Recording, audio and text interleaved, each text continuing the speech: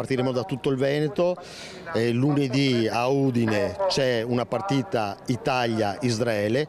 Noi crediamo che sia inaccettabile che in questo momento, di fronte a delle stragi che stanno avvenendo, ci sia una partita di calcio che possa far dimenticare lo sterminio che sta avvenendo sia in Palestina che in Libano. Saranno almeno un centinaio gli attivisti veneti pro-Palestina che partiranno per Udine lunedì, aderendo alla manifestazione nel giorno in cui nel capoluogo friulano si giocherà la partita valida per la Nations League tra Italia e Israele. Noi chiediamo di fermare l'arroganza di uno Stato che crede di essere fuori dalle regole internazionali.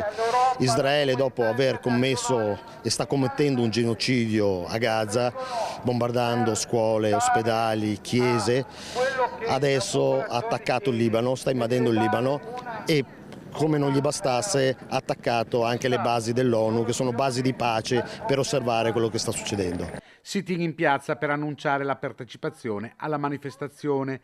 Gli attivisti rifiutano però l'etichetta di antisemiti. La loro protesta è contro il governo dello Stato di Israele, dicono. Noi non siamo assolutamente antisemiti, siamo contro lo Stato di Israele, siamo contro uno Stato sionista che applica l'apartheid. Nelle nostre fila non ci sono persone antisemite perché i palestinesi stessi sono di origine semita, pertanto è un'assurdità dire che i palestinesi siano antisemiti.